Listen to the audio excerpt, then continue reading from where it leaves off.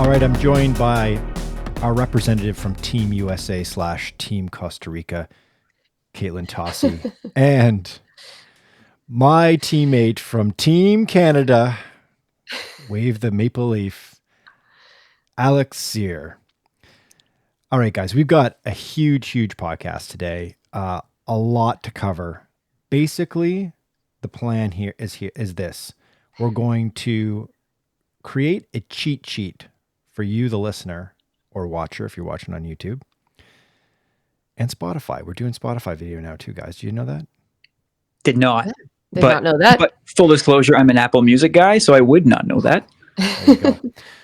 So we're going to do a big cheat sheet of the Olympics. We're going to cover every single pure running event on the track over the course of this pod for the next week. So from Friday when things start in earnest with the men's 10,000 meter final, all the way through to next Thursday, including all the events next Thursday. And then for next Thursday morning's pod that will drop on Thursday morning at 5:05 Eastern time, we'll cover the final events those coming days. So we'll do mainly the two marathons we'll talk about, but we'll talk about the events that happen on Friday and Saturday as well. It's a pretty busy end of the Olympic session. It feels like a million years from now, especially considering the 14 events that we are going to go through today.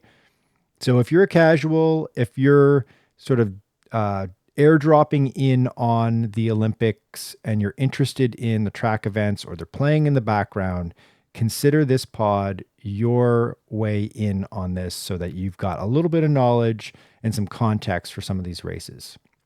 So we're going to go through this chronologically. We've got, as I said before, we've got 14 events. We're going to start with the men's 10,000 meters, which kicks off the track session on Friday at 3:20, I think, in the afternoon Eastern time. We'll stick with Eastern time as our time. And we're going to do the following. We're going to talk about the daytime of the final, the world and Olympic records, so you understand what the world records are and whether or not they're going to be broken, or we think they're going to be broken. The current world champion, the 2021 Olympic champ, who the favorite is going into the Paris race, who the contenders are, if there's any interesting head-to-head matchups from the past that we can talk about a little bit. The big question, is this event worth watching? Should you be putting this on your calendar, in your phone, so you get an alert to tell you to live stream it or get in front of a TV? Will the world or Olympic records be broken? And of course, we will provide our picks so you can look really smart when you're like, oh, this person's going to win. And then they do, and you're like, thank you, Marathon Handbook. If our picks are correct. That's right. Yeah. All right, guys. So let's just jump right into it. We got 14 events. Let's go with event number 1, the men's 10,000 meters, which is on Friday at 3:20 p.m. Eastern time. So that's 9:20 p.m. in Paris. So it's under the lights in the Olympic Stadium in Paris. It's always an extraordinary event.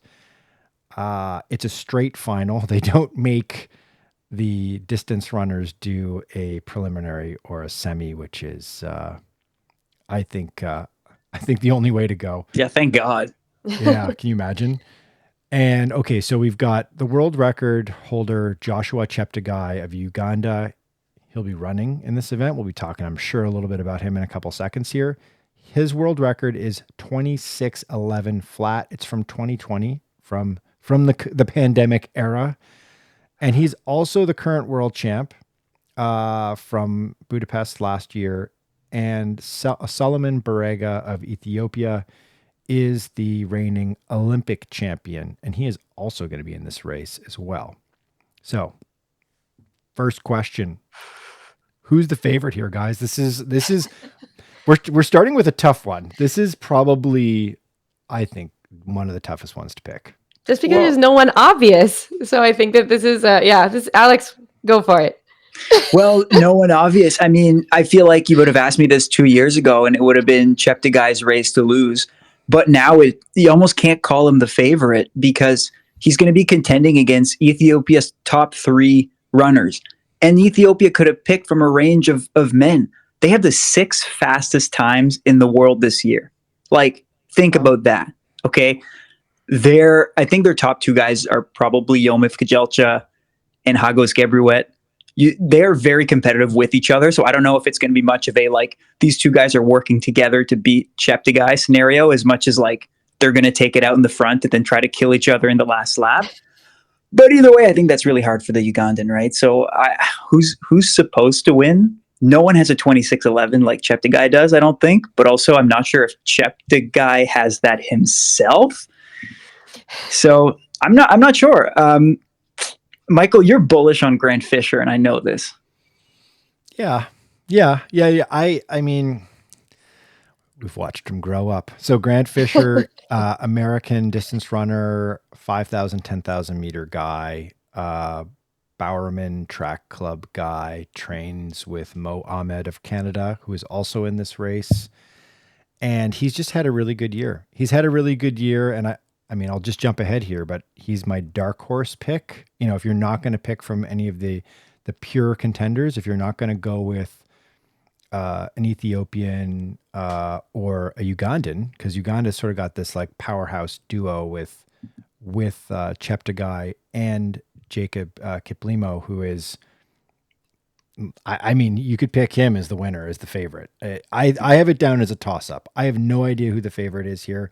If you were to go back just a few short years, it's a very different story. And now it just kind of feels like, I mean, I jotted down 6 contenders here, including Mo Ahmed, Grant Fisher, Jacob Kiplimo, Barega. I mean, the Ethiopian guys are all contenders. It's just like, I don't know who's going to win. I just don't know. And I think that is the reason why this is a definite must-watch race, especially if you're a fan of the longer distance stuff. If you're listening to this podcast, obviously you're interested in long distance running. This one will be very exciting. It's probably going to be like a hot, sweaty night in Paris under the lights, and they're all going to be checking each other, and it's going to come down to probably the last 800 meters. Someone will start pushing in the penultimate lap, and it will get very, very exciting. And I like you said, Alex, I don't think Cheptegei is a runaway favorite this time around, even though he's got the hottest overall time. That's 4 years ago. So who knows? So what do you guys think? Do you think that this event's worth watching?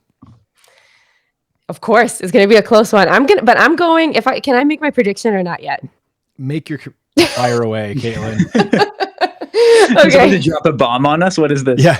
No. Actually, no. I do have some predictions for our podcast today that I think I'm going to go against what you guys are going to predict. So I think I have some. I'm going for some underdogs. But in this one, I'm not. I'm going to go with the reigning Olympic champ, because I just feel like, I don't know. I feel like that's the way to go. But that's just I don't know. It's going to be too close to tell. Salomon Barega. Yeah, Salomon Barega. He's really good. I mean, if you watch enough like Diamond League and you nerd out on the track and you watch enough YouTube videos, he is a very compelling figure. He's a great championship racer. If you remember from 2021, like he really executed the 10,000 quite elegantly. What do you think? Who's your pick, Alex? I struggle to go against Kejelcha. Barega is an excellent tactician. Kejelcha is a powerhouse. Now, this is going to be a bad comparison because this guy got busted for doping a few years ago, and I fully recognize this. Okay. Okay. Asbel Kiprop in the 1500 was known to be a terrible tactician. Every now and then would throw a race because he was too far out the back, overestimated his abilities, even on the juice. But he was a powerhouse, and when he was on, no one could catch him. Now, my comparison from Kejelcha to Kiprop has nothing to do with doping. It's not what I'm saying. What I'm saying is Kejelcha is a powerhouse, and if he's on, no one can get him. I don't think you could say that about Cheptegei, because obviously he's run faster than everybody else, but we haven't seen that consistently over the last couple of years like we've seen it with Kejelcha. So my bet is on him. As a Canadian, I would love to see Mo Ahmed mix it up. I'm not sure if he has the gas and the extra gears. it's a very tough race, which brings me back to, yes, watch the thing. Your network might bring you to commercial a couple times, which I will be super annoyed about. But even if you're not like a diehard distance runner, please be there for the last 5 laps. It's going to be phenomenal. Awesome. Yeah, I hope there's like a world feed you can stream on your phone that doesn't cut away from the events, that you can select the event and just watch that event locked.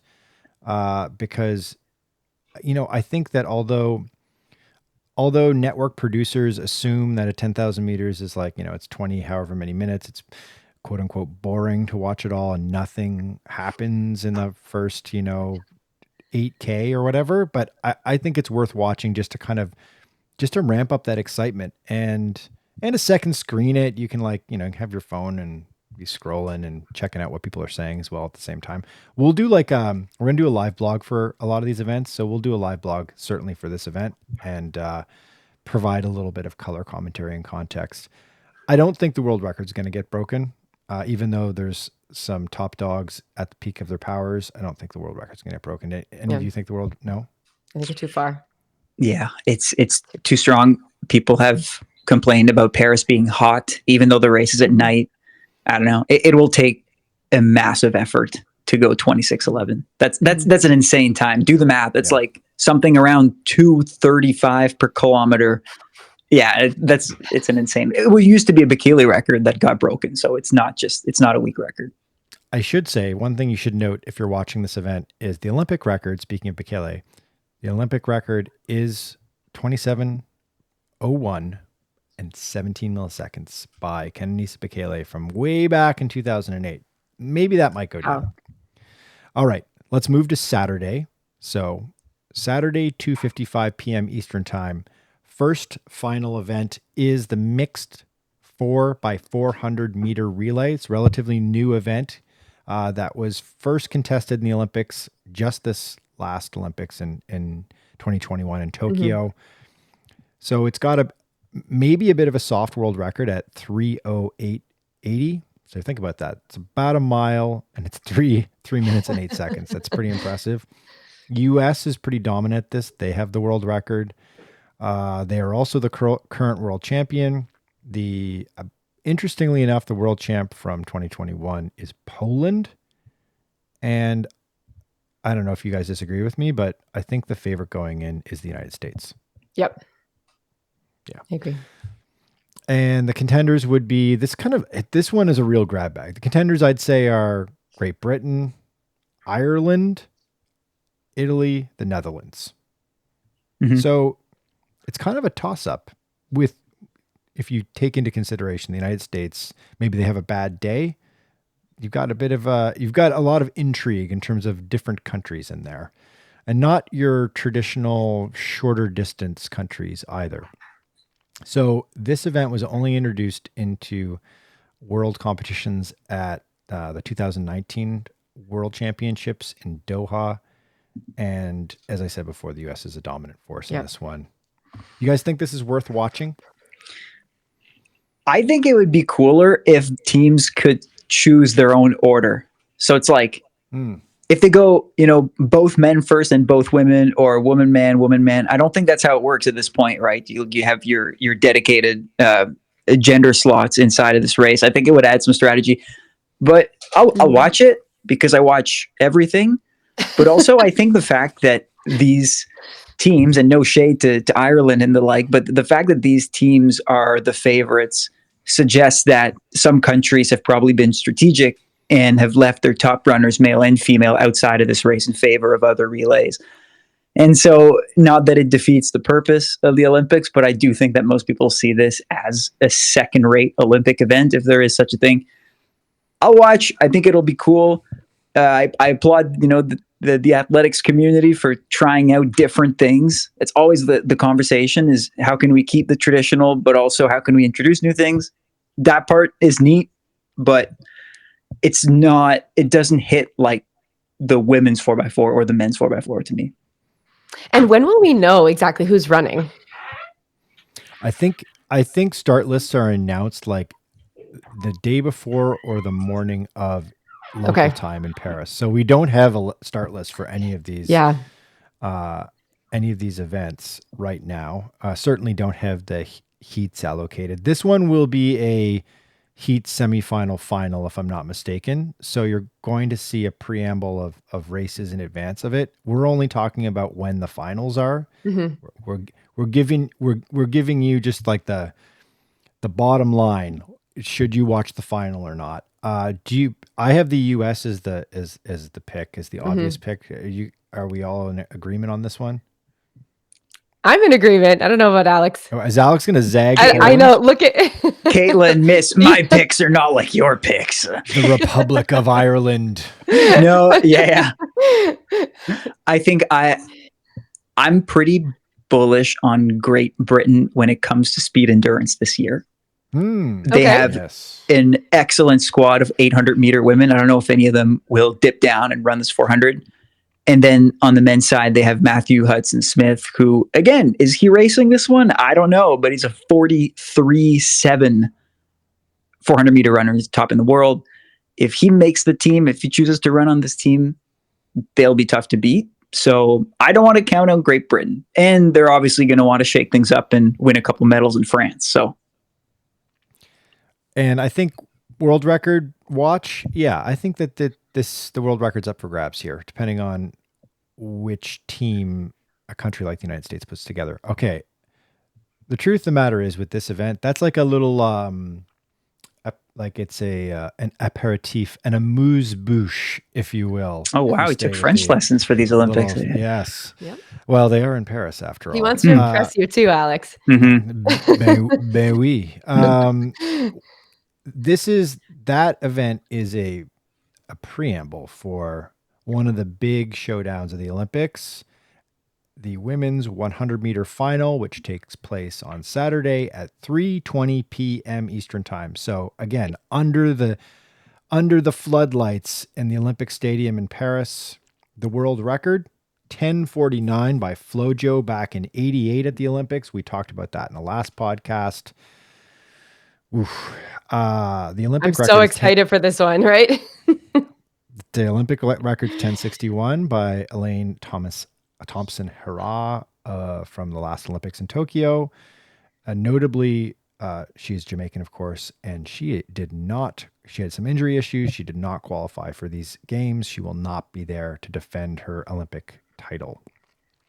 The current world champ, Sha'Carri Richardson of the United States, who ran 10:65 to win the championship last year. And the 21, as I said before, the 21 Olympic champ was Thompson Herah, who's not competing. Guys, who's the favorite?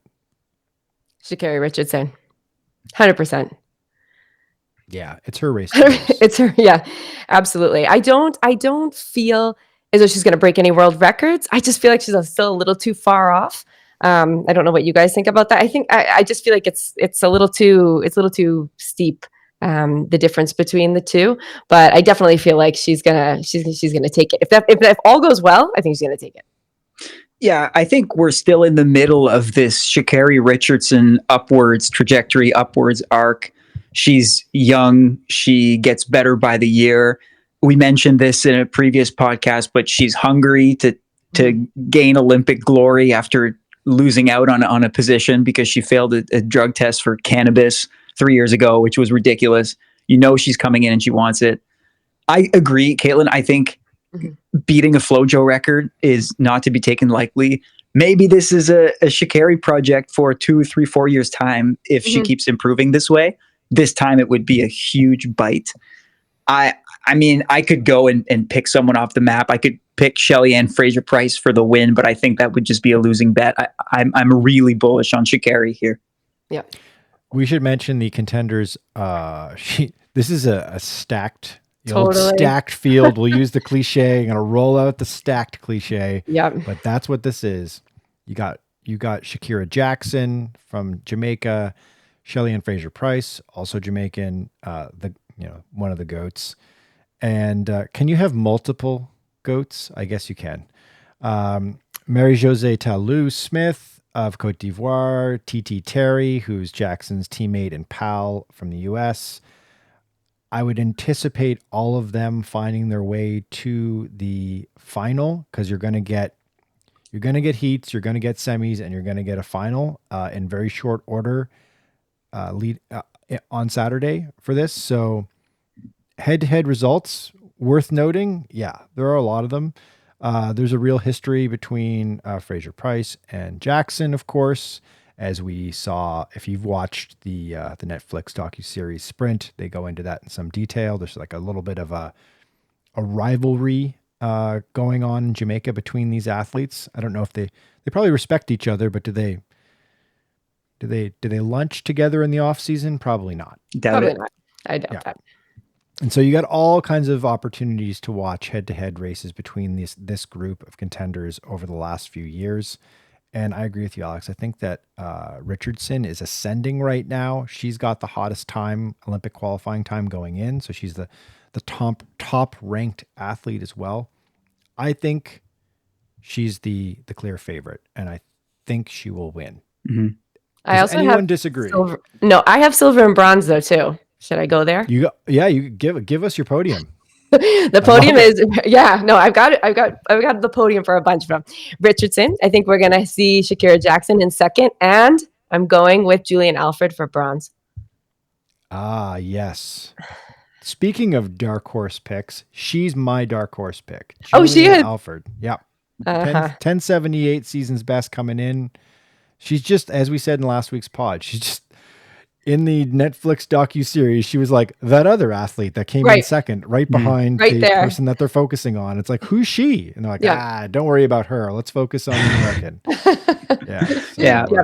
Well, she's one of those athletes to succumb to this decades-long Jamaica-U.S. rivalry taking center stage and all of the stage, really. And if you have a sprinter coming from somewhere else, maybe they don't get the limelight. Right. I have a dark horse. It would be crazy if she won, but I still want to throw some love her way because she's been around for a long time. She's a steady performer, and she has yet to win an Olympic medal. Marie-Josée Talou from Côte d'Ivoire has been I think 12-time African Championships medalist. She won world silver in London in the 100, world bronze in Doha in 2019 in the 100. She is as consistent as they come. She's accomplished pretty much everything a sprinter wants out of their career except getting an Olympic medal. So I'm wishing it for her. I think she's, at this point, quite a bit more senior than most of the athletes in the field. She's very respected on the circuit. And so I'd love to see her as a dark horse, maybe climbing on the podium. So I don't think world record's going to get broken. You can disagree. No, I think it's FloJo record. No, it's too much. The Olympic record though is within reach for these athletes, especially if they got a hot track and it's fast. If it's like if it's a hot, sweaty night in Paris on Saturday night, and if this track is indeed as fast as they claim it to be, there's like a new purple Mondo surface that's apparently a little bit quicker than previous surfaces for the Olympics. Maybe we might get an Olympic record, which would be cool. Is this worth watching? I feel like this is the stupidest question I've asked anybody in a long time. Yeah, hell yeah. Put it on your calendar immediately. Mm-hmm. This is immediately. On my phone. I'm getting like 3 alarms. Notifications. Yeah. Do not miss this. Yeah, it's okay. So let's move on to Sunday. Sunday, August 4th. One event. Just one. Just the event. Clearing out the day for one final, which is the men's 100-meter final, 3:50 p.m. Eastern time. So it's even a little later, 9:50 p.m. Eastern time 9:50 p.m. Paris time locally. The world record is held by one Usain Bolt from 2009, 9:58. Yeah, it's not going away. That's not going away. And another one that is not happening. Olympic record 9:63 from Bolt in 2012. I don't think so. No. Current world champ Noah Lyles. He ran 9:83 last year in Budapest to surprise some by becoming the 100-meter champion. More of a pure 200-meter guy, I would say. 2021 Olympic champ, Marcel Jacobs of Italy. He won at 980. Silver went to Fred Curley of the US, 984. And bronze went to our boy, Alex Andre de Grasse Yes. of Canada, 989. So who's the favorite going in? This is a bit of a question mark. Time wise, you want to talk times?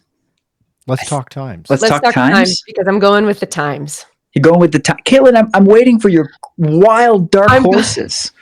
No, well, that's when I get to my bronze here. You're going to say, "Oh, Katelyn, poor thing." Okay. No, but good. Okay, all right. But I'm going with Jamaica. I'm going with Kashani Thompson from Jamaica because he has the 9.77 as a personal best. So I'm not going to put. I know Noah Lyles, and there's so many big Noah Lyles supporters, and I want him to do well, but I just don't think. I think that Kashani Thompson will be number one. That's big. Think? That's big. Right. So we should say Kashane Thompson, who, maybe if you're a casual fan of track, you watched the Netflix docuseries, you've got some familiarity with, you know who Noah Lyles is because he's done the rounds in the media in the last couple of years. But Kashane Thompson actually is the quote unquote fastest man alive this year. The fastest man alive question is like such a weird question because Usain Bolt is not dead. But he's also not running 977. He's not running 977. Right. Although he would probably like to tell you that he could do it with it's like, give me 2 weeks and I can do under 9.8. But so Kashane Thompson, young athlete from Jamaica, ran the fastest, if I'm not mistaken, the fastest ever 100 to qualify for the Olympics, fastest ever 100 on the national stadium track in Jamaica. He set a course or meet or track record with the 977, which is pretty crazy when you think of it, considering this is the house that Usain Bolt built. But he's perennially injured, Thompson, and he has a tough time being healthy all the way through the rounds, the heats, and the semis and the finals for these types of championships. So that's the big question mark. And I noticed that Lyles sort of talked some smack about Thompson recently at a Diamond League event. When he was asked about Thompson, he was like, yeah, if he can stay healthy, he'll be a threat. We'll see. And he's also lacking Olympic experience, right? So I don't know if that's going to come into play or not as well. Okay. And I'm not quick to discard Noah Lyles. So in this documentary Sprint, he plays down the 100 a little bit because he says, the 200 is my wife, the 100 is my mistress, meaning it's the side piece. It's less important for him. But then he does say that. He does. But then he goes on about wanting that triple gold, and for the triple sprinting gold, newsflash, you need the 100. So he's all in on this. I think Thompson's going to need a 977 to beat Lyles. Lyles just went 981 in London a couple weeks ago. That's a personal best, lifetime best. He's getting better towards the Olympics. For sure, he's going to peak well. I think you do need a sub 980 to win this.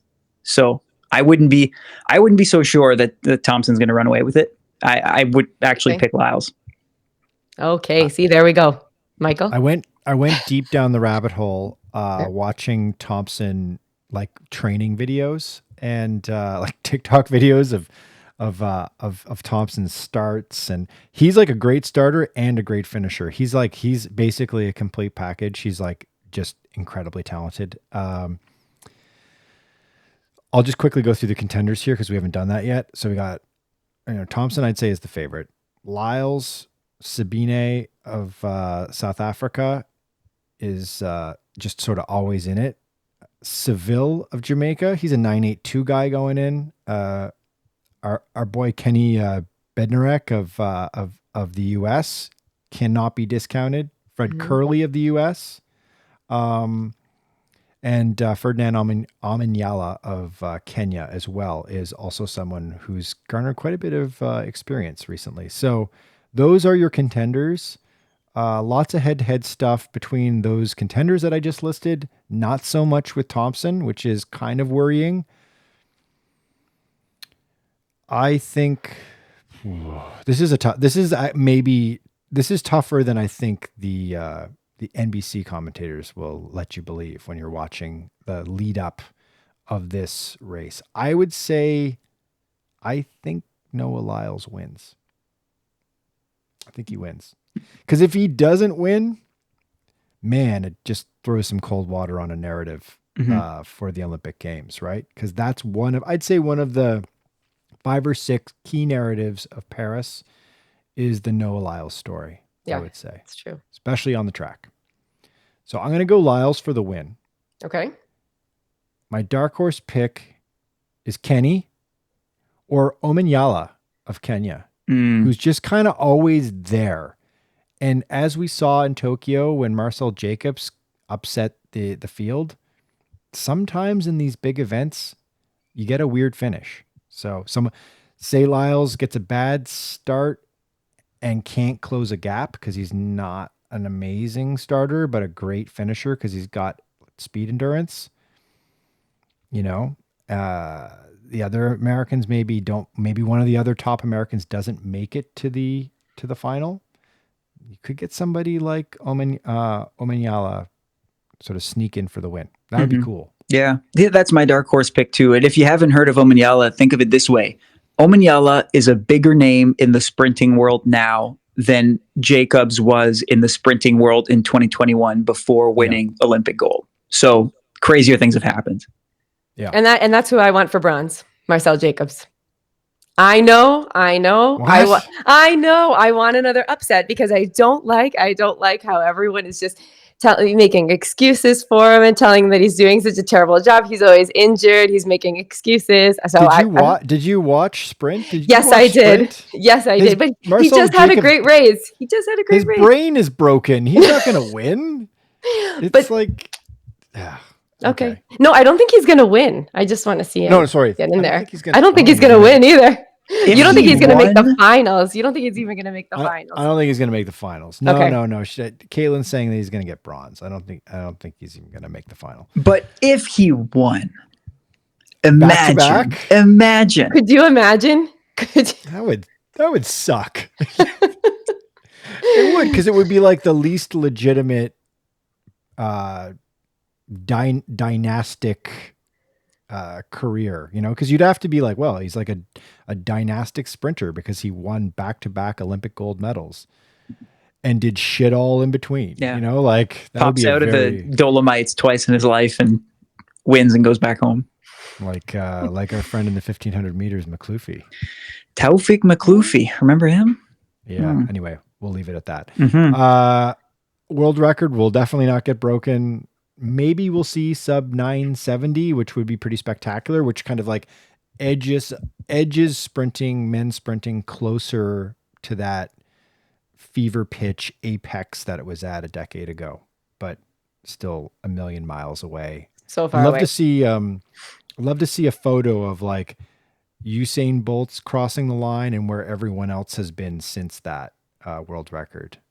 In a stagger. That'd be an interesting photograph, an interesting composite to look at. Okay, so let's move on to Monday. Okay. Monday, August 5th, first final, 3:10 p.m. Eastern time, the women's 5,000 meters.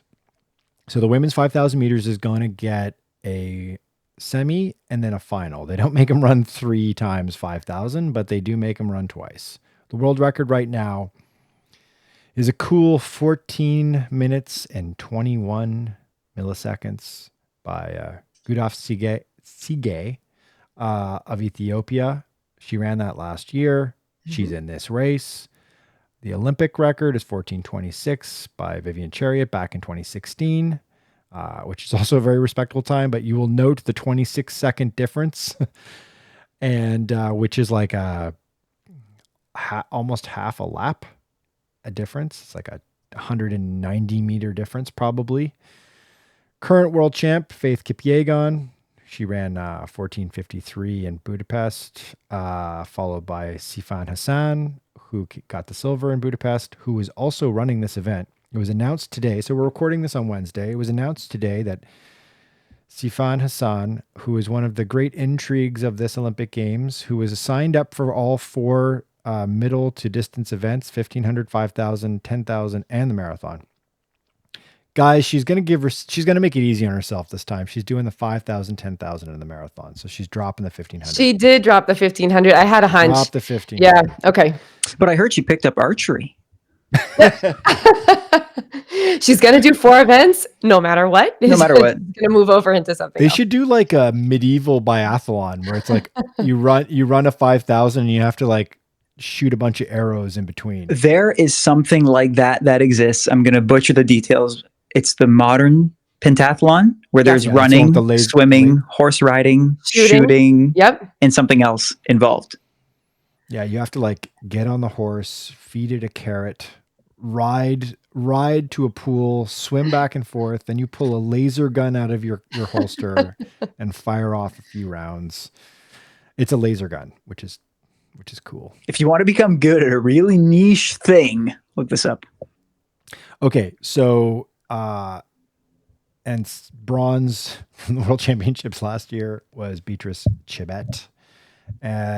2021 Olympic champ, Sifan Hassan. Helen O'Beary was second. She's running the marathon this time around. And bronze was Sige. So the favorite. This is a tough one. This is a tough favorite to pick. What do you guys have as the favorite? Katelyn. I feel like it's the obvious choice. I had Sige for the gold. I did have her up there, the world record. And yeah. What about you, Alex? It's okay. It's tough to not go with Sige. Yeah. What's happening with a lot of these distance events, and I know what my bias is. I look at time. Time says a lot to me because even though the race isn't run as quickly as at the Olympics, it's an incredible proof of fitness.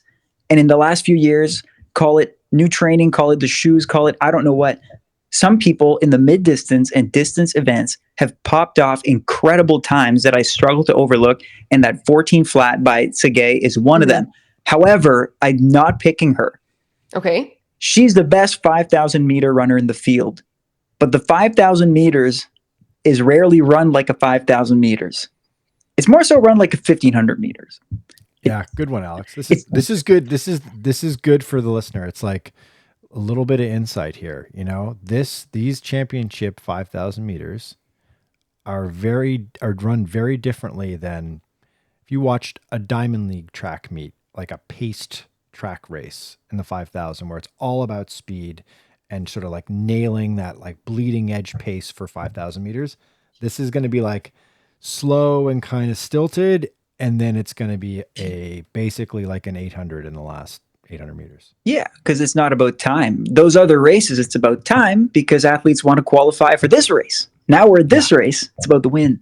So I'm bullish on Faith Kipyegon, who's the best 1,500 meter runner in this 5K field. She set the world record. She has a 3:49 1,500, probably the best all-out speed in the field.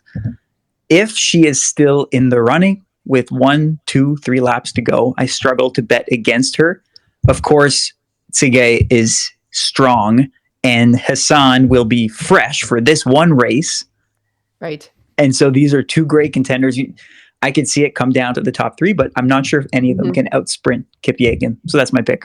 Okay, for the closer then, because she's a great closer. You think that's why she'll take the gold? Okay. I think so. I think if Sige wants to shake her, she'll have to go out really, really quickly. And if Sige does that and goes out quickly, maybe it's a duel between her and Hassan, but I have a feeling that's not what's going to happen. It's going to be tactical.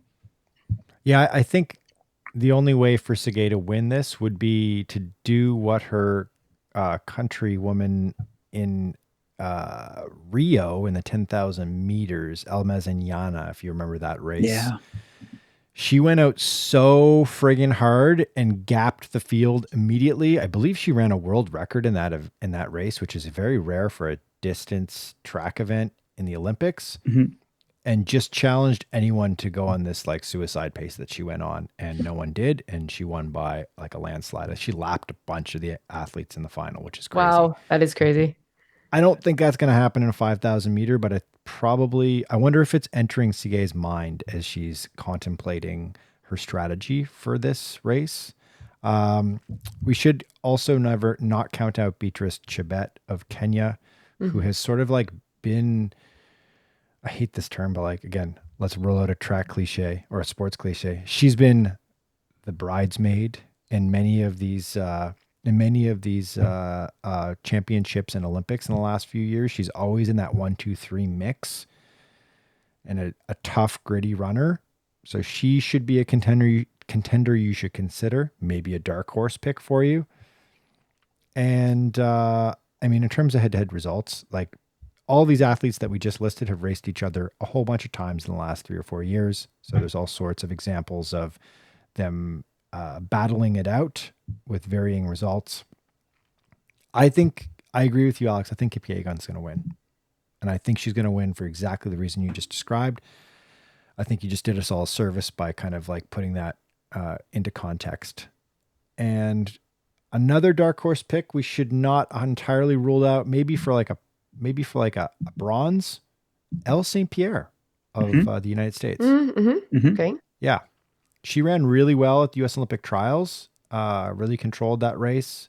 Looked like she's a total pro and knows what she's doing in a championship situation. So she's been running really well, and she's somebody who, don't be surprised if she grabs a medal. That would be cool. Yeah, and she's from that ilk too, right? 1500 speed, good top end speed. A race that favors Kipyegon could also favor St. Pierre. I don't think the world record's going to get broken, but the Olympic record I think should go down if it's a quick race. Okay, so let's move on. We got so many events left to go here. Women's 800 meter final. We're gonna roll. It rolls right into things. Right after this 5,000 meter final, we get the women's 800 meter final, which is another like super cool event. 3:45 p.m. Eastern time. World record is 1:53:28 from back in 1983. Widely believed to be substance aided.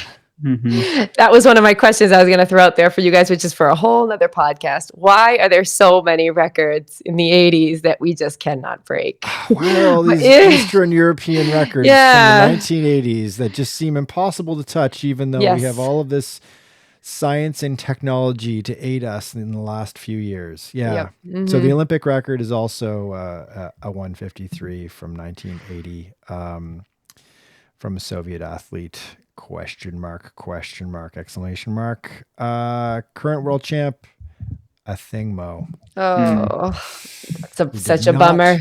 Qualify for this Olympic Games and would have been the clear favorite going in. It would have made this conversation we're about to have about this event a totally different conversation.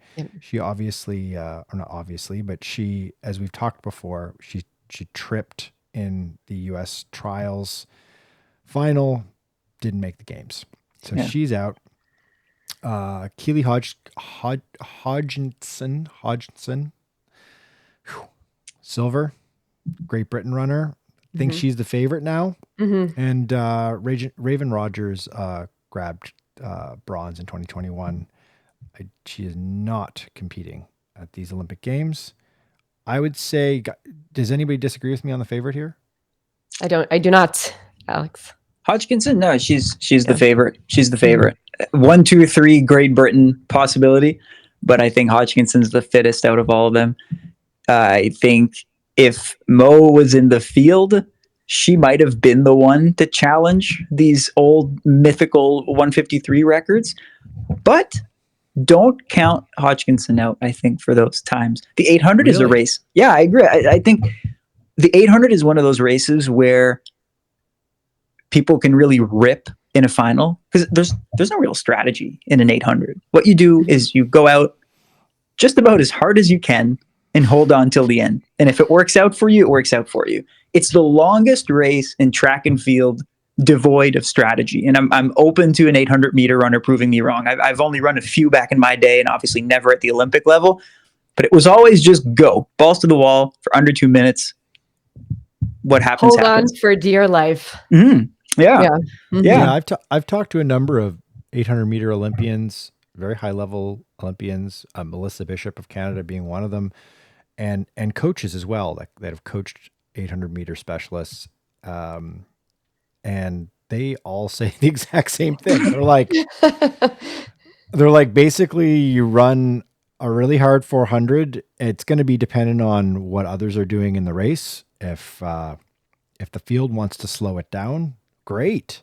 But it's usually a very fast opening 4, and then you just hold on for your life and Yep. throw everything you got at it. Yeah. And see what you got in the last, when you hit that final bend with 100 and change meters to go, you see what you got inside of you. And Well, because it's also the fastest event in which people are all in the same lane. So going somewhat slowly and tactically becomes a bit dangerous around the corner. So I think that also just motivates it too. People just want to run near the front as much as they can. Yeah. So it ends up being a fast race. So, Right. so yeah, my win is Hodgkinson because she has the best flat out speed. And I think this really matters here. we should also note the contenders, her fellow countrywomen, Gemma Ricci and Georgia Bell are also contenders, as well as Mary Mora of Kenya, who is no joke. She's run 156. She's got, I think, the world lead going into this year, if I'm not going into this race, if I'm not mistaken. And I mean, there's been some head-to-head results worth talking about, but mainly between the UK runners and with Mo out of the picture, it's basically as you said, a UK showdown, which is really interesting. So is this event worth watching? Yeah. I mean, yeah, I'd say so. I think an 800 meter final, men's or women's in the Olympics, is exciting always. And the added intrigue of whether or not Great Britain can go 1, 2, 3, which would be highly unusual and quite exciting, I imagine, especially for British, the British listeners out there. And who do you guys think will win? I'm going to stick with Hodgkinson. There you go. Yeah, we'll go chalk here. I agree with you guys as well. Okay. Dark horse pick. Can Riki count as a dark horse? Kind of, I guess. It's a bit of a weak dark horse pick. I just think she's been the one to hold the line against Hodgkinson in recent years. She's looked strong. She has the Olympic experience. I think I'm going Riki with the dark horse. She's not meant to win, and I think she'll win. That she could win. I think she could win. That's a dark horse pick. Yeah, one I flagged that is a legit dark horse is the top seeded American going in, Nia Akins, who really kind of, I mean, she didn't I was going to say she capitalized on I think Mo's fall in that she ran a really smart race. I mean, I'm sure she feels awful that Mo didn't make it as a teammate and a fellow American, but at the same time, she ran a really smart race, and I think she's got like the 6th or 7th fastest time going in. But she's somebody who has shown a little bit of tactical intelligence with her racing this year, so she's somebody who would be like a legit dark horse to win a medal. And I don't think there's like not a chance in hell the world record's going to get broken, Alex. I don't think 153 it's like 156 or 155 would be lightning fast, and 2 seconds back from that is a million miles away. I don't think it's going to get broken. I'm saying they're going at least 154. Oh, okay. All right. So getting closer. Do you remember when sub 2 was world class? Was good in this event. Yeah. All right, let's move on to Tuesday, August the 6th. Ooh, this is a good one. Open your calendars right now. Okay, everyone. Right now. Stop what you're doing. Yeah. Take the day off work. You have to watch this one. Yeah. Afternoon off, late lunch, 2:50 p.m. Eastern time. Yep. Men's 1,500 meter final. I'm going to spoil whether or not this is worth watching. Oh yeah, of course. This is like one of the marquee events of the Olympics. I think this is it's must see TV. Absolutely hyped, and the reason for that we'll get into in a second. Let me just go through the checklist here. World record held by Hakim El Garouj of Morocco from way back in 1998. 3:26 flat, easy number to remember. And another easy number to remember is sub 3:28, I would say, is an incredible performance at a world championship event. So you keep these numbers in mind. Sub 3:30 is solid. Olympic record, our boy Jakob Ingebrigtsen of Norway, who is at the peak of his powers right now, and we're going to talk all about him in 1 second. He ran 3:28.32 in Tokyo for the Olympic record and is the reigning gold medalist Olympic champ.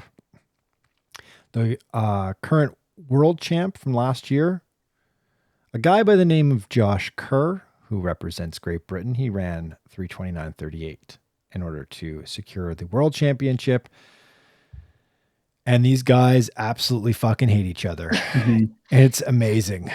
And that's why this event is going to be just fire. Is Josh Kerr versus Jakob Ingebrigtsen.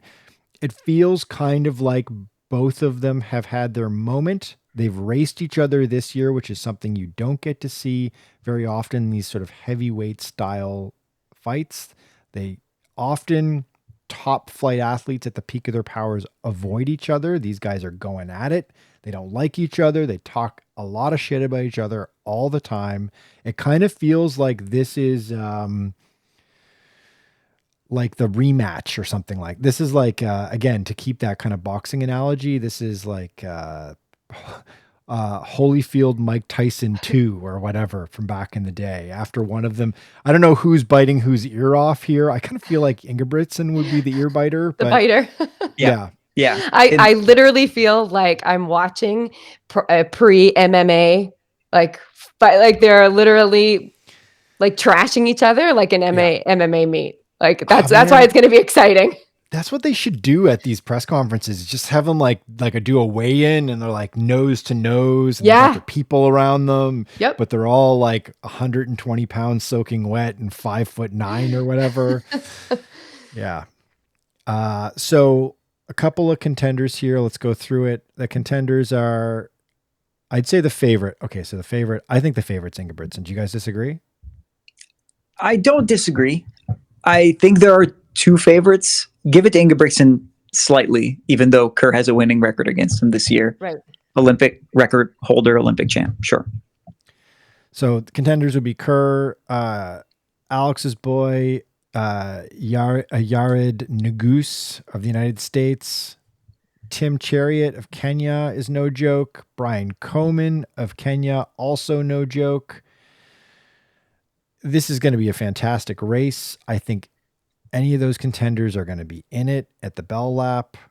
And there's all kinds of head-to-head past races that we just listed off that you can watch on YouTube to get yourself hyped up for this. I highly recommend you do that, including all sorts of clips of these guys talking shit about each other.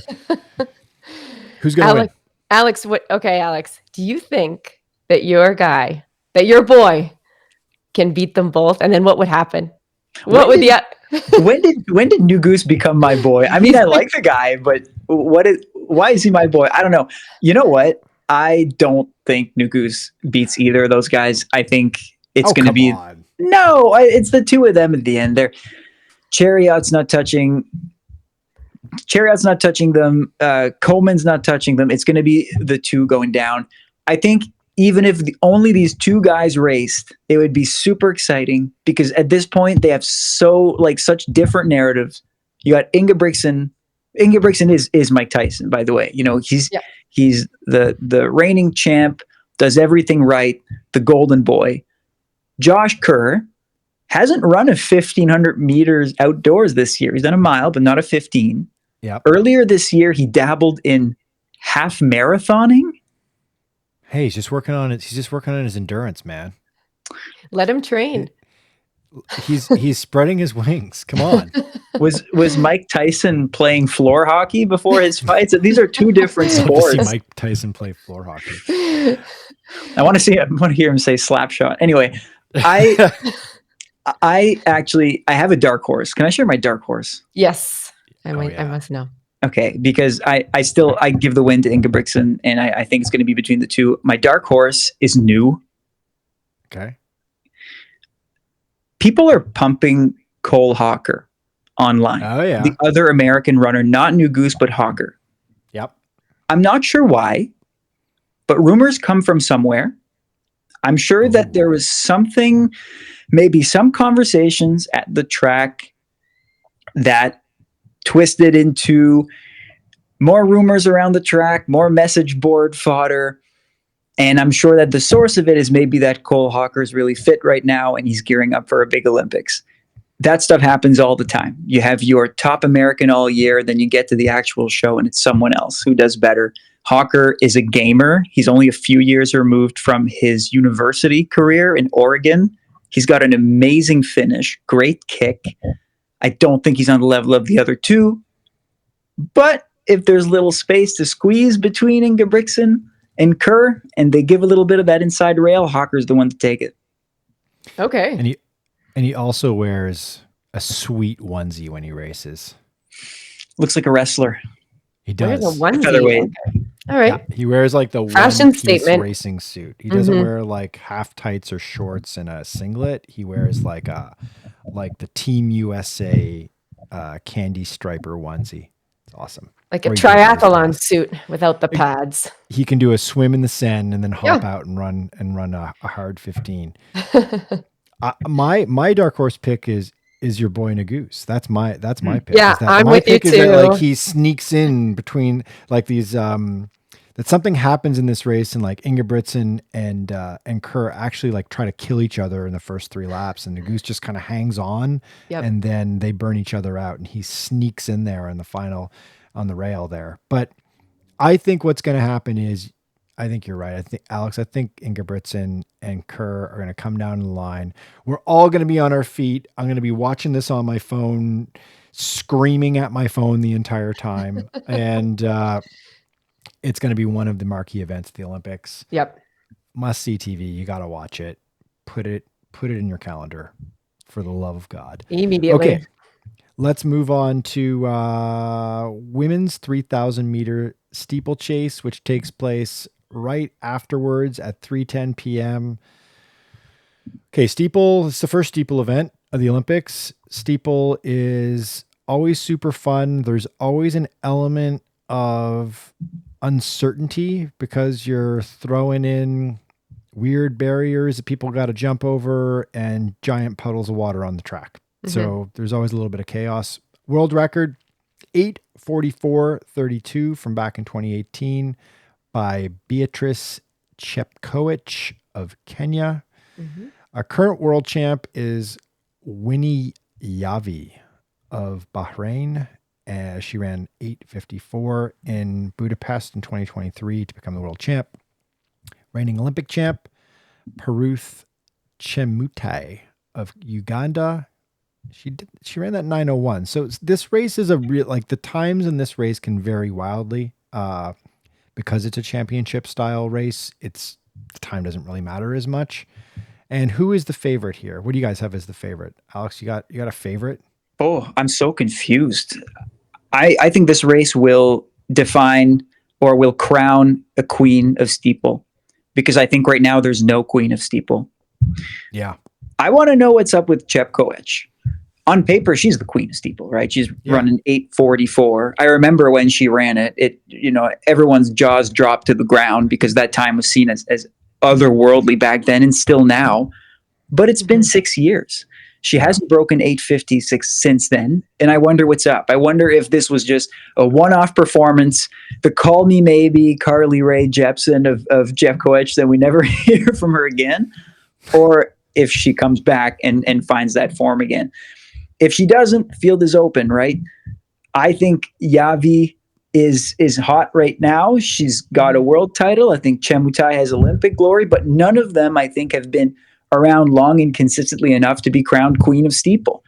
I don't know who wins this, and I think whoever does gets into the next Olympic cycle as the one, whether that's Chepkoech getting back to her fitness, or imagine Chemutai getting 2 straight Olympic titles. That's very hard to do. I'd almost like to see Chemutai do it because she did it last time. I think maybe the field was not as strong as it could have been. She does it twice, proves it's no fluke. And also, I'm a big fan of the Uganda championship movement. Whereas like between Kiplimo, Cheptegei, and also now Chemutai, they're establishing themselves as one of the leading distance running countries. So and giving Ethiopia and Kenya something to fight for. So I'm kind of a fan of that. I want to see Chemutai do it. There you go.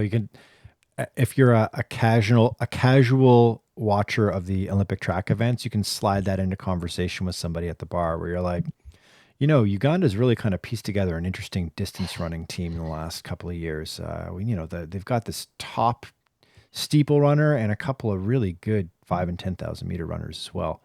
Yeah, I think Chematai is probably the favorite going in. She's got the fastest time this year, fastest qualification time for the Olympics, 8:55, and is sort of really coming on. As you mentioned, Alex, like Chip Koech on paper should be an absolute killer, but she's just not really put it together recently. So, although I foolishly in my notes, I'm just looking here. I'm like, I picked Chip Koech to win, so that's who I picked to win. I do. What do you guys think? I also did, but I guess I'm wondering about teammate Jacqueline Chepkoech. Does she stack up? She has an 8:57. Again, this is sort of like it's a wide open field this time around. We should say Kenya historically, more so on the men's than the women's side, but Kenya historically has dominated steeplechase. So you're always going to have the potential Kenyan winner there. Why don't we take a quick break, and then we'll come right back and we'll get into talking about one of the other marquee events of the games, which is the women's 200 meter final. Be right back.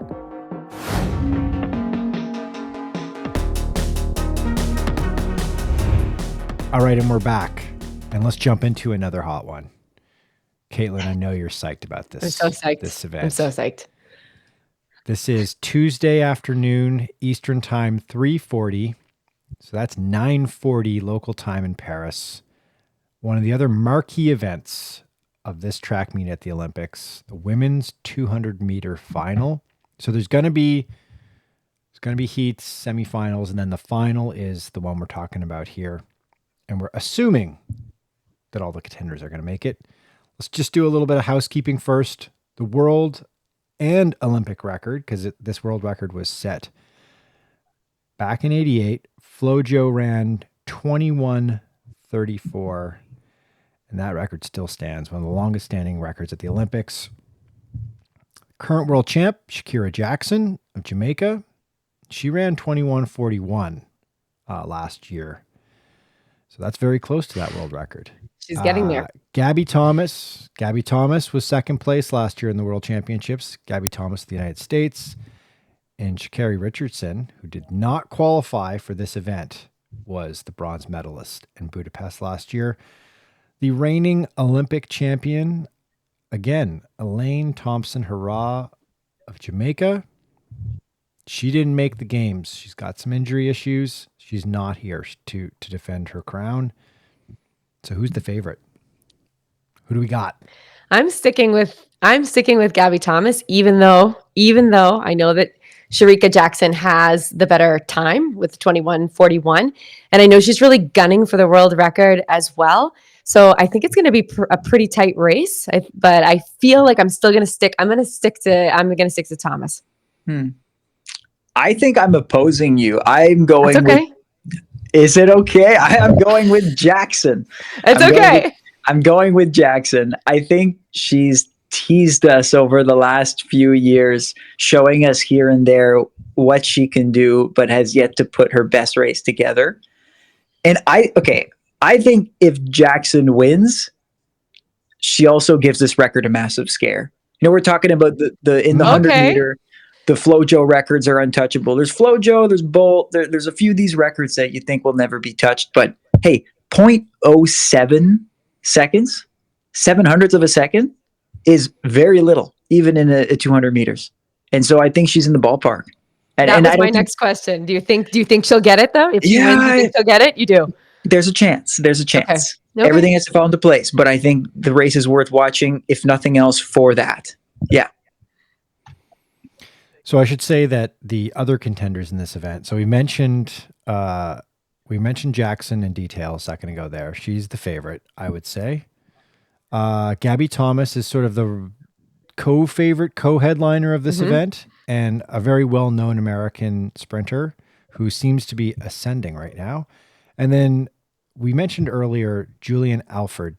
She is also, I'd say, a contender in this event. Mackenzie Long of the United States and Dina Asher Smith of Great Britain. I think those are your finalists right there, and maybe a couple of other obviously sprinkled in, but those are the names that you need to pay attention to that should be in this final. All of them. It'd be a bit of a shock if they didn't all make it. And I agree with Alex. Okay. I think this is Sharika Jackson. I think she smokes this. I think she's dialed in for it. And I also agree with you. I think that this is a vulnerable world record. Jackson last year at World Championships, as we got to watch in the Netflix docuseries Sprint, she was very close to that world record and seemed super disappointed that she didn't get it. So I think this will be on her mind, and I think this is her event. This is her strongest event between the 100 and the 200. I think she gets it. I think Gabby Thomas has to settle for silver. Okay. Who's your dark horse pick? What about Brittany Brown? Oh. What about her? She was someone that I had there on my list that we hadn't mentioned yet. What do you think of her, Alex? Do you think she could medal? She could medal. I mean, I think the bronze medal slot is wide open. Okay. I think that's what it is. I would struggle to see either Thomas or Jackson falter. I would bet a lot of money on those two being top two. Okay. And to a lesser extent, I would give third to Julian Alfred, but I think that spot's more vulnerable. And so someone who wants to jump on the podium for the first time, this is a good race for it. Third is open. So maybe your girl Brown is on there. We'll see. No, come on, Alex. Katelyn's, she's already put the pre-order in for the I'm with Gabby t-shirt. That's true. Absolutely. Yes. Girl. Yeah, that is my girl. Gabby's my girl. It's the Boston connection, is it? That's right. She's a Harvard girl, Boston. So, you think you're better than me? She went to Harvard. To where? Oh, you should.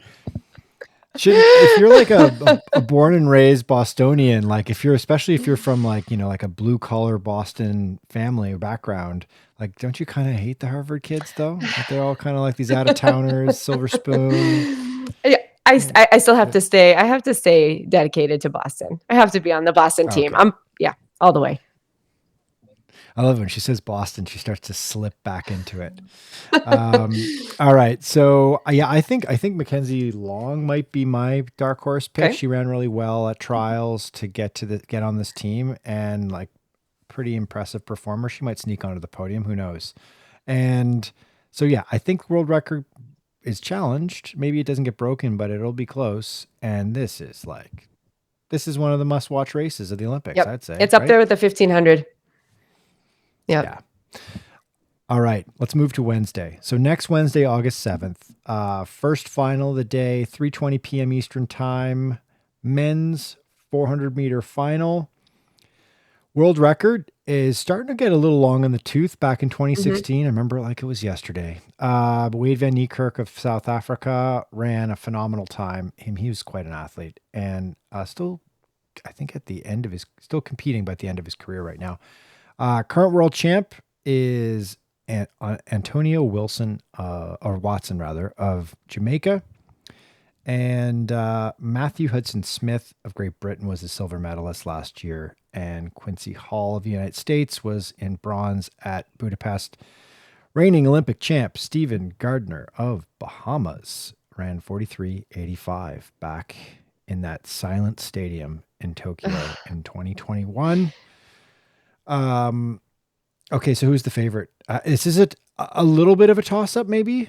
But I know, Alex, you're a little bit more hawkish on Matthew Hudson Smith, right? Yeah, well, I think it's one of those things of just peaking at the right time. So Hudson Smith, Great Britain, just put down his best ever 400 meters earlier this season, 43.76, I believe, and not many people have run that quickly, and so that puts him in the realm of the defending Olympic champ who's run just about that fast. So Stephen Gardner. So I expect the final to be a Brit competing against, a Bohemian. Someone from the Bahamian? Bahamas, Bahamian, A Bahamian. a Brit Yes. and a Bahamian, Okay. battling for gold, chased by 3 Americans. Quincy Hall in there? No. Quincy Hall, Michael Norman, Vernon Norwood. That's the big 3. 3 American men who have hovered around the 44 flat barrier for years. It's a very tight, a very deep American team. The 16-year-old Quincy Wilson, the phenom, who's run low 44 seconds, was left off this 400-meter team, which is pretty phenomenal in terms of depth. But I think the Americans, as deep as they are, won't really catch some eyeballs at the very front of the race, because I think it's going to be Great Britain and Bahamas. Okay. I'd say the contenders here are, I've got a list here of Quincy Hall, Michael Norman, Vernon Norwood, as you mentioned, the 3 Americans, and the now veteran Karani James, who used to be kind of he used to be the young buck, the sort of up and comer, and now he's this old chiseled veteran who's actually pulled out some good performances in recent years. So he's definitely still a contender. He represents Grenada.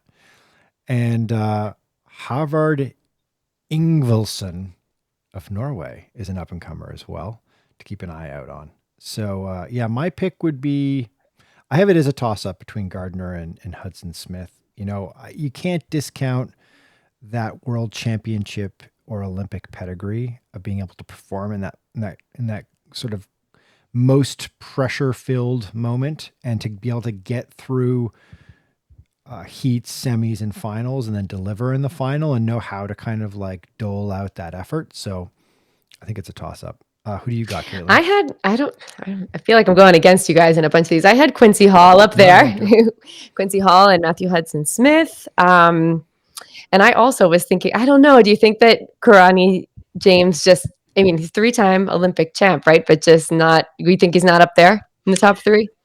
It's going to be tough. I'd love to see him up there. But yeah, to me, I think a success for Karani James at this point in his career, now that he's battled some injuries over the years, would be to make the final. Okay. That if Karani James makes the final, I think he makes a case for being one of the 400-meter runners with the best longevity inside of a career, medalist, finalist many years in a row. I'd love to see him in the final. I'd love to see him sneak out a medal, but I wouldn't bet on it. I think it's unlikely. Okay. World record, I think it's pretty safe. Oh yeah, no one's touching Van Niekerk. That 43:03. I remember watching that performance. He was a man possessed running. Yeah, that was a really wild, because that was at the Olympics that he in Rio, right? Yeah. Okay, moving on. 3:40 p.m. Eastern time on Wednesday, the men's 3,000 meter steeplechase world record. Lamecha Gourmet. Apologies, Mr. Gourmet, for pronouncing Gourmet. I think it's Gourmet. Let's hope he doesn't listen. And if he does, amazing. I'll have you on the show. He set the world record last year. 7:52:11. Wow. It's a scorcher. Wow. It's a scorcher considering you got to like jump over a bunch of stuff and into a bunch of water. And have either of you ever run a steeplechase race? No, I don't even think I could get over one of those barriers, Michael. Come on. You have? I have run steeple once. Wow. Yep, one time. Okay. And? What was your time? Could you be up here? I have no You're idea. Like 8:03. No, yeah. You're like, I was second at the Canadian Championships. No, it's what's so messed up about the steeple is just how with every obstacle, every barrier you've got to clear just totally throws off your rhythm. It's like it feels like a 5,000 meter, but it's got the intensity of like a 15. It's really hard to get your rhythm going, and every time you come down from one of those barriers, you're just like, it just jars you. And that's why when you're watching this event, like, man, it's exciting when you're watching it at a championship, because there's so many gear changes and so many things happen, and there's so many variables and so much potential for danger. Like if you get someone who falls or really poorly manages going over a barrier, it completely changes the nature of the race. Okay, so Germa, he's in this race. He's sort of at the peak of his powers, but the current world champ is Soufiane El Bakali of Morocco, who I would say going into this is probably the favorite because he is also the 2021 Olympic champ. But Germa has been in the mix, has been the second place finisher in both of those world championship style events as well. I should mention to you guys, we said before that Kenya has been dominant. This is a cool fact. This is a neat little tidbit that our listeners can share and make themselves look really smart and dialed in. Kenya won every men's steeplechase Olympic final from 1968 until 2021. Wow. Yeah, they were dominant at this event until Mr. El Bakali came along in Tokyo.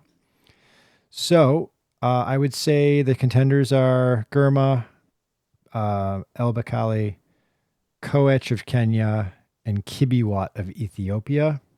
Those are names to look for if you're watching this one. And I think the head-to-head results that are worth noting, of course, are the El Bakali and Germa throwdowns in the past. Who do you guys think will win? I'm with you with Germa. I'm an El Bakali guy. Oh, yeah, me too. He's a standard, a classic, tall, lanky steepler who sails over the barriers like nothing. It looks like he's made to steeple, and he's proven that he could win. I don't know why, and maybe this is just my perception of things, but it seems like the steeple, ever since I started watching track and field, which is probably somewhere around 2008, the Beijing Olympics, people run fast in practice. And by practice, I mean these exhibition meets, these Diamond League meets, they feel like practice by the time you get to the Olympic Games. Any Olympic Games, you have a few athletes who've run incredibly quickly and then are nowhere to be seen. There's something to be said, I think, about being a gamer, especially in the steeple. Maybe it's because you have to deal with all these variables. Year after year, you have an athlete who comes in and he's about 4, 5, 6 seconds more faster than the field, and they don't deliver. And if maybe El Bakali doesn't have the fastest time in the field, like Germa's 7:52 is disgusting.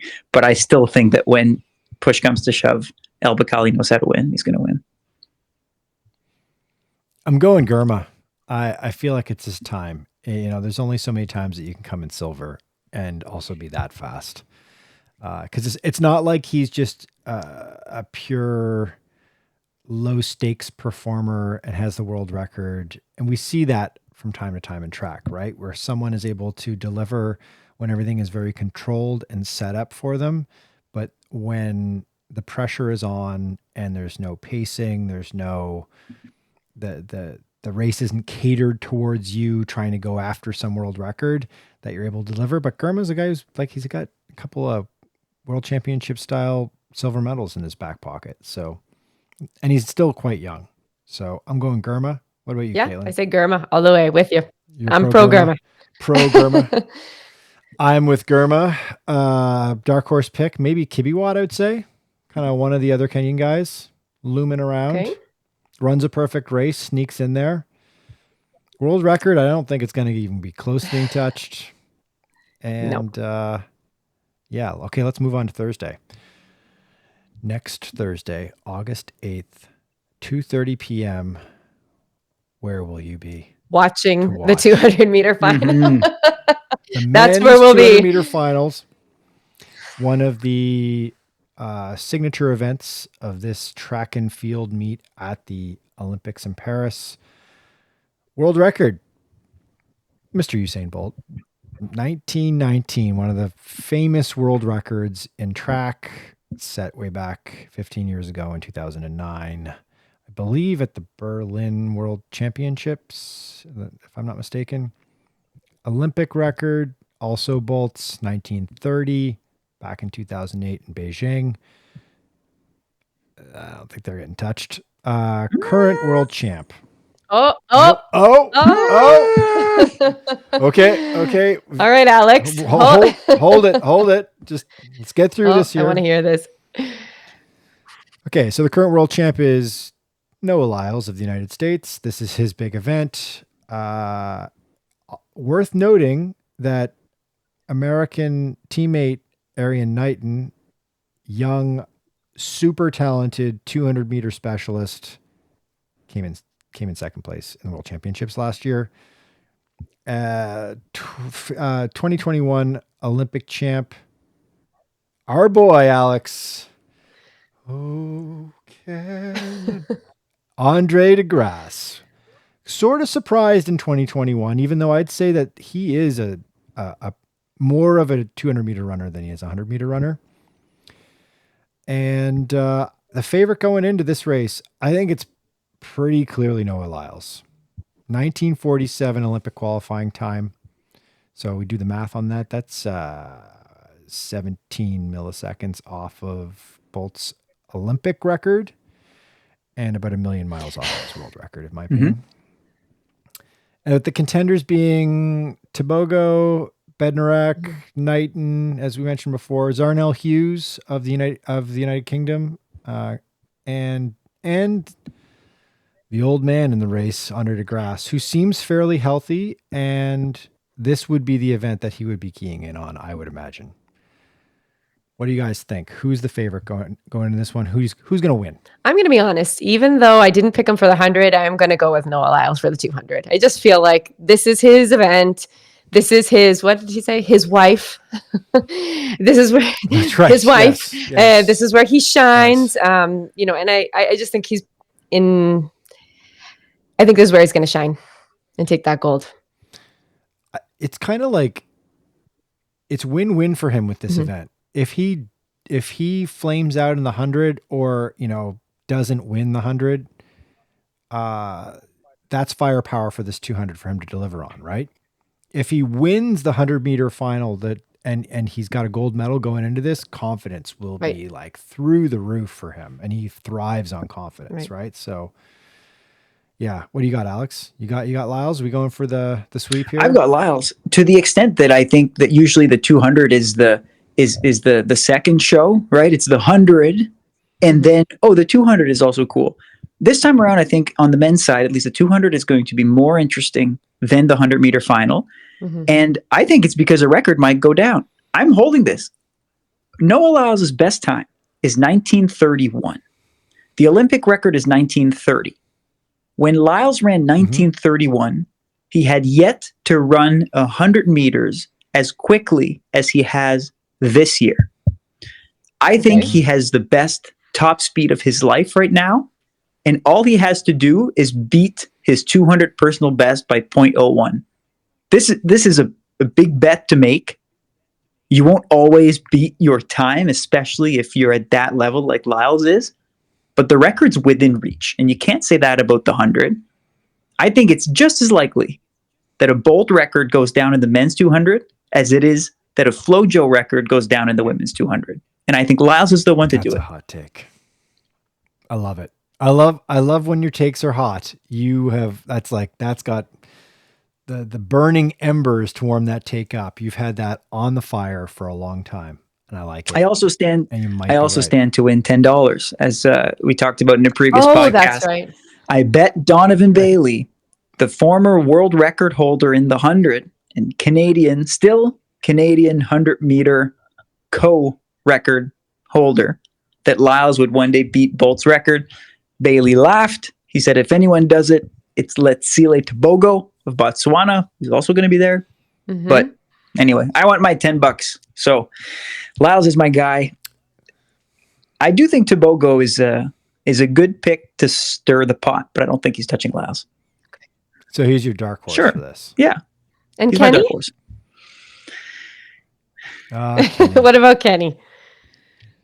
I feel like Kenny's got to win something at these Olympic Games. But no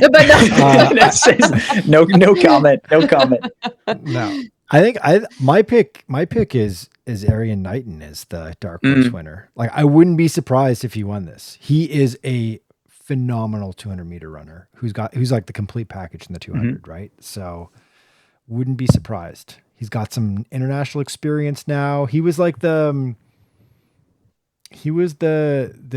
fascinating, tantalizing teenage talent just a few short years ago, but he's run a couple of world championships and now an Olympics. I think he's an interesting pick for a dark horse. If you're looking to like, this is the first Olympics where you can really legitimately gamble on Olympic events in a big way in most of the United States and in Canada and in parts of Europe as well, where gambling is legal. And I'm noticing some of the sports books, some of the apps are now carrying odds for some of these track events. And this one certainly will get odds. And I bet you Knighton's probably got a pretty good betting. Like I bet you that's a pretty good bet right now because Lyles will have all the money and all the action will be on Lyles, and rightfully so. He's the favorite. Okay, last event we're going to talk about. Oh wait a minute, no, not last event. Second to last event, the penultimate event that we're going to talk about in this week's pod for the next 7 days of events in Paris. And this is a big one. Yep. Women's 400-meter hurdles, 3:25 p.m. Eastern time on Thursday afternoon next week. World record holder, Sydney McLaughlin Lavrone. Am I getting that right, Katelyn? Is it Lavrone or Lavroni? Is it Lavroni or is it Lavrone? I don't know. Sydney McLaughlin set the world record earlier this summer, 50.65. Yep. She is on a tear right now. Although reigning world champion is Femke Bol, who is also racing. She is from the Netherlands. She is a legit contender in this one, I would say. And McLaughlin did not race in last year's world championships, so we did not get a head-to-head between the two of them in that situation. But McLaughlin does hold a nice gold medal from the 2021 Tokyo Olympics. So she's got that. She knows how to win on the big stage. I think it's safe to say that McLaughlin's the favorite, right? Mm-hmm. It is, but I'm really excited to see the face-off. Really excited to see the face-off between her and Femke Bol, who has the 50.95, right, was her latest big time. So I think, she's getting closer. She will down. People are looking forward to see that face-off. I'm super excited to see that face-off. I want to see what happens. Yeah. I'd say sorry, go on. No, I'm with Katelyn. I think when one athlete comes and destroys everybody in one event, it's one thing, like the Bolt effect. But when there are two that advance an event, I think it creates just so much momentum for the next generation of athletes. And the best thing that can happen, I think, for the 400 hurdles and track and field in general is for those two to go wire to wire and both break the record. I'm actually not even cheering for one of them, to be honest. I just want them to go as fast as they can. I don't have a favorite. Maybe I should pick one. And they're the only two sub 51 seconds, right? As well. The only two women ever. Yeah. It's awesome. Other contenders would be Rochelle Clayton of Jamaica and probably Anna Cockrell of the United States. As mentioned before, we've not really got to see McLaughlin and Bol race too many times in the past, but we did get a face-off in Tokyo, but that's 3 years ago. I feel like a lot has changed in that time, and both have ascended quite rapidly in that time as well. I think we got to watch out for the world record because this is a distance, the faster, shorter stuff. This is a distance that you can get a world record in an Olympic final, especially with two athletes at the peak of their powers pushing each other like this. I mean, I think this is a no-brainer. This is a must-watch event. I think if it were just McLaughlin, it were just the McLaughlin show, like, cool, whatever. Yeah, okay. It's neat to watch somebody dominate, but the fact that you've got Bol in there too makes it really dynamic race. Well, when she finally has some competition, when you have that competition, that's when you're really going to push yourself. It's not a sure thing. So I think that's going to make it exciting. Yeah. Dark horse pick. Is there a dark horse? I wrote down Clayton as a question mark, maybe, like if just somehow Bull and McLaughlin both have the old bad day at the office, to use another cliche. I think maybe Clayton can sneak in there, but I highly doubt that both of them have. Yeah, there's a race for gold and then a race for bronze. Mm-hmm. Yeah. Okay, last event we're going to talk about before we shut it down for this week. Men's 110 hurdle final, 3:45, caps off a pretty decent day next Thursday on the Olympic sked. It's kind of nice that, like, because Alex and I are both Eastern time. You're Costa Rica time, Katelyn. Yeah, I'm 2 hours behind you guys. I'll be getting up pretty early for some. Well, not really. Well, not these. Not these ones. These ones are great because they're midday for us, so we can. I mean, this is our job. We can watch this stuff guilt free. But I mean, if you're listening along and you can open a tab while you're working and have that going, or just have it on your phone. Lots of great stuff to watch all afternoon. Okay, so men's 110 hurdles. Won't get into why it's 110 and why the women's hurdles is 100 meters, whatever. It just seems so weird and stupid. But men's 110 meter hurdles, world record by American Arias Merritt from way back in 2012. I remember this, Ray. I remember this performance, 1280. It's pretty quick. Olympic record 2004 is 1219. Current world champ Grant Holloway of the US of A, 1296 in Budapest for the win, with Hansel Parchment of Jamaica and Daniel Roberts, also the United States, in second and third. Reigning Olympic champ is Mr. Parchment of Jamaica, who ran 1304 in Tokyo to take the gold medal, with Holloway coming in silver back in the day. I'd say the favorite is pretty clearly Grant Holloway. Agreed. Yeah. Yeah. He ran 1286, a world lead to qualify for the Olympics. He's just on fire. I think he's going to take this. What do you guys think? I have Holloway for the win. This is a great display of the old America versus Jamaica rivalry. I could see it go States, Jamaica in who knows what order. I'm excited for that. I think Holloway, what he has on the others, I mean, we're talking about hundredths of seconds, but what he has is that championship experience that I think is difficult to replicate. But I think at this point, Parchment, Freddie Critterton, Rashid Broadbell, these up and comers and these runners up, let's call them, are so close that this pressure might lead to a really fast time. You know, if wind permitting, we could see maybe that 1280 go down. Oh, so I don't want to call that the record will go down, because I can't do that for every sprinting event that doesn't involve a gold record. This sounds ridiculous, but I think we're going to see a fast race, and I'll leave it at that.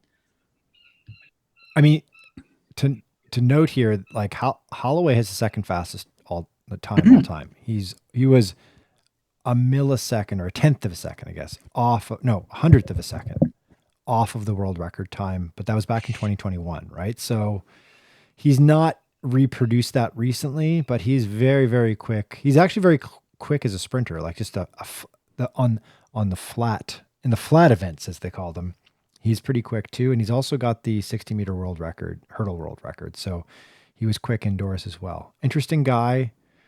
I was reading about him earlier this morning in prep for this.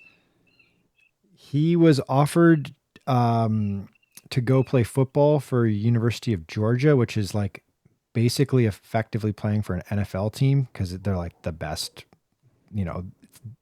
Georgia, Alabama, and a couple, and Michigan, and a couple others are like the dominant NCAA football schools. And usually you at least get a look with the NFL if you play for Georgia, and certainly if you start for them. He opted not to play for Georgia, instead went and ran track at the University of Florida, where his dad coaches. So this guy is like all in on a sport that doesn't pay that much money compared to football, right? So he's a true believer in track and Kind of field. makes you root for I him. love it. Yeah, I'm in for it. I think the sell for this event is you come to watch the event before it with McLaughlin versus Bull in the 400 meter women's hurdle final, and then you stay and hang around and watch this event. Okay. Yeah. All right, guys. So we did it. The cheat sheet for the first 7 days of the Olympic track events in the books next Thursday. So we're staying with a Thursday schedule. We're going to come back at you next Thursday morning, 5-ish in the morning. The podcast will drop next week. And next week, we're going to cover the remaining events, but we're mostly going to focus on our namesake, the marathon. We're mostly going to focus on the men's and the women's marathon. The women's marathon this time around closes the Olympics, which is super cool. As we were chatting before we hit record on this pod about how back in the day, the Olympics used to like literally the Olympic marathon would finish in the Olympic Stadium, and then they would just like roll right into the closing ceremonies right away with like the marathoners streaming across the finish line. Don't know if they do it that way anymore, but the marathon is obviously I'd say like besides the 100-meter finals, like they're the marquee events of the Olympics, I think. So we'll go deep on both of the marathons next week. We'll spend most of our time focusing on those, and we'll touch upon some other events that are coming up at the end of the Olympic program as well. Hopefully we've been helpful. We got our picks in there. I think, what are you guys most excited? What are you most excited about over the next week? What's the one that sticks out in your mind that you're like, I have to watch this event? I'm sticking with the 200-meter women's final. I can't wait. That's going to be the most exciting, I think. Yeah. Alex? For me, it's the men's 1500. I knew it. I would have guessed. I would have bet $10. Too good. Too good. Too good to miss. Yeah, I'm interested in it's a tough one. I'm not as excited about the men's 100-meter final as I am the women's 100-meter final. I actually want to watch the women's 100-meter final more than the men's 100-meter final, but there's real intrigue with the men's 100-meter final, whether or not Noah Lyles can start off with a big win. And I think that's a monumental task for a guy like that to pull off. So I'm excited to see both those events. 1500 is going to be just absolutely nuts. And the 200-meter women's 200-meter, it's going to be really intriguing as well. Okay, so if you don't already, make sure to subscribe to our newsletter. Goes out Monday to Friday, 5 days a week, 5:05 Eastern time in your inbox, and you're going to get stuff like what we sent out today with accompanying this podcast is basically like an entire everything you need to know edition of the newsletter about the Paris Olympics, including a link to this pod. So make sure you subscribe to that, and we'll be doing some like quick updates and that sort of thing. And I also think we're going to do a couple of emergency pods in the next week.